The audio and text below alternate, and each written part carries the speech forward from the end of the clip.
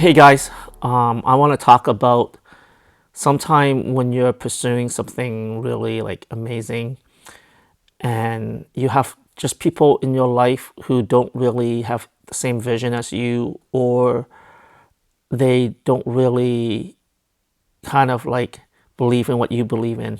So, when I was around 21 years old, I was in art school, and myself and two other classmates, we actually came up with an art project idea where we had a 12 6-hour art show, and it had fashion designers, cater food, live event, and 12 art exhibit, like artists that exhibit their art. And we were in our first year of art school, and we started this project. It took us 3 months to plan it, and our art teacher and people didn't really believe we can do it because it was just like a really big undertaking. And we actually got it pretty successful. We had about, I don't know, maybe 200 people showed up. We learned a lot from it. But I was also involved in a very controlling church at that time in my life. I was around 21, 22. And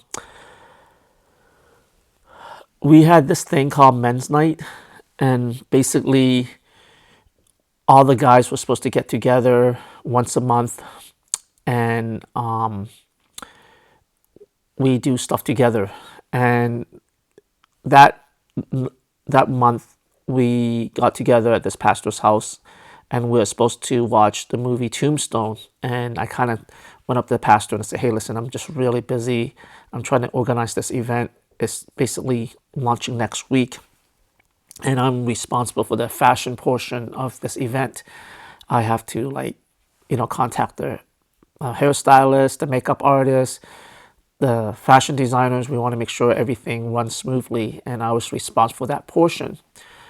Now, this pastor was kind of manipulative, and instead of being empathetic and understanding where I was coming from, he started guilting me and basically telling me that I don't really care about my church. I don't care about the guys in my church, and that this art show can wait.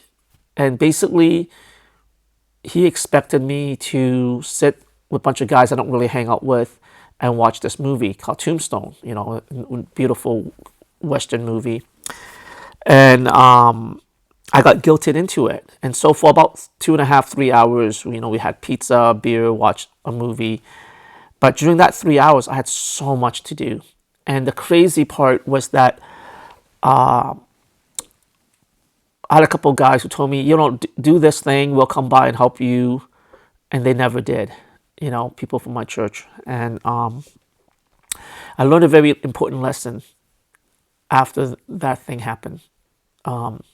I realized that sometimes when you pursue something that's really important to you, you have to choose sometime how you spend your time. And sometime your immediate family, your friends may not think what you do is important, or they might guilt you, you know what I mean? And you have to say no to things, and you might feel really guilty. And so I'm not saying don't spend time with your family, don't spend time with your friends and stuff like that. But sometimes you just have to give things up. You can't be perfect. Sometimes you will disappoint people, and sometimes people will say you're a bad person. And that's what makes, I guess, people pursue a passion project. They have to do that, and sometimes you feel really guilty for it. And,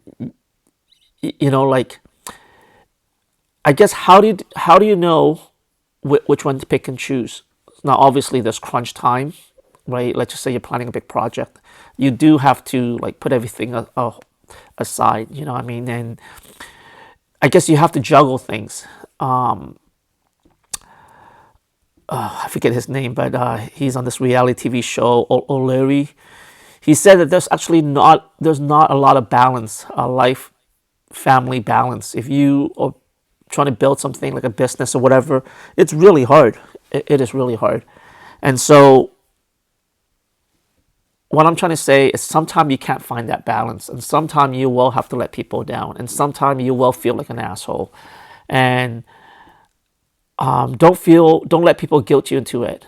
You know what I mean? Don't let people guilt you into pursuing their project or validating their self of importance. You know,